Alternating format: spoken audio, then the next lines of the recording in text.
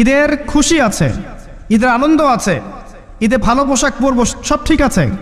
এই খুশি কাদের জন্যে? কদ আফলাহা মান তাযাক্কা ওয়া যাকারা ইসমা রাব্বিহি ফাসাল্লা। কার জন্য ঈদের খুশি? যে ব্যক্তি রমজান মাসে আত্মশুদ্ধি অর্জন করতে পেরেছে, রোজা রেখেছে, যাকাত দিয়েছে, নামাজ পড়েছে, লাইলাতুল কদরে রাত জেগেছে, তারাবি পড়েছে, ইত্যাদি ইত্যাদি। এই ব্যক্তি আত্মশুদ্ধি অর্জন করেছে, এই ব্যক্তির জন্য ঈদের খুশি। যে রমজান মাসে সিনেমা দেখেছে, সিনেমার শুটিং করেছে, পর্নোগ্রাফি দেখেছে, সুদ খেয়েছে, শিরিক করেছে, বেদাত করেছে, হারাম খেয়েছে, এর জন্য ঈদের খুশি।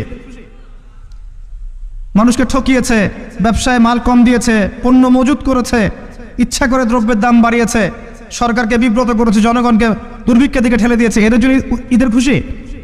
কখনো না।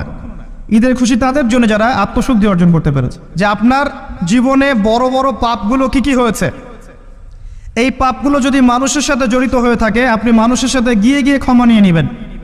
কারো টাকা নিয়েছেন, দেন নাই, দিয়ে দিবেন। কারো সম্পত্তি পায়, দেন নাই, দিয়ে দিবেন।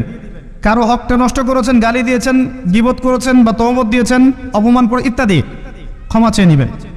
রমাদান মাসে মানুষের হকটা দিয়ে দেন। আল্লাহর কাছে জড়িত যে পাপগুলো আছে, এটার জন্য ইস্তেগফার যথেষ্ট। খালি যদি বলেন আস্তাগফিরুল্লাহাল্লাযী লা ইলাহা ইল্লা হুয়াল হাইয়ুল কাইয়্যুম ওয়া আতুবু ইলাইহি, 1 সেকেন্ডের মধ্যে আল্লাহ পাক আপনার সমস্ত পাপকে নেকি দিয়ে পরিবর্তন করে দিবে। চল 5 ওয়াক্ত নামাজ জামাতে পড়ার চেষ্টা করেন। খুব সিম্পল জিনিস, খুব বেশি কিছু দরকার নেই আমাদের। 5 ওয়াক্ত নামাজ আপনি জামাতে পড়ার চেষ্টা করেন। বাসার থেকে ওযু করে বের হবেন, প্রত্যেক পদক্ষেপ হাঁটবেন, আপনার একটা স্টেপে একটা করে গুনাহ মাফ হবে, একটা নেকি লেখা হবে, মর্যাদা বাড়িয়ে দেওয়া হবে।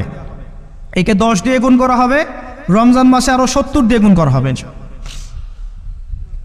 ফজরের নামাজটা জামাতে পড়লেন, নামাজটা জামাতে পড়ার পর আপনি বসে থাকবেন, কিছু সময় জিকির আজগার তাসবিহ তাহলিল করবেন।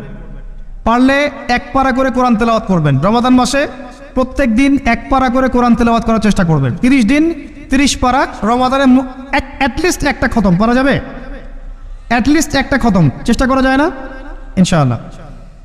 ফজরের নামাজ হয়ে গেছে, আপনি কোরআন তেলাওয়াত করেন। 1 পারা পড়তে সময় লাগবে আধা ঘন্টা, 40 মিনিট, কারো 1 ঘন্টা। এরপর সূর্য উঠে যাবে, উঠে গেলে পরে আপনি 2 রাকাত ইশরাকের নামাজ পড়বেন, নামাজটা পড়ে বাসায় যাবেন।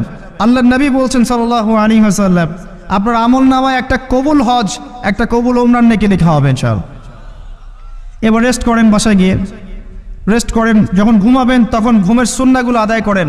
সূরা ফালাক নাস ইখলাস পড়েন, ফু দেন, দিয়ে গা মাসাহ করেন, আয়াতুল কুরসি পড়ে ঘুমান, ঘুমের দোয়া পড়ে ঘুমান, ঘুমটাও নেকি হবে ইনশাআল্লাহ। এরপর হয়তো আপনি কাজে যাবেন, চাকরিতে যাবেন বা ব্যবসায় যাবেন, বা আপনি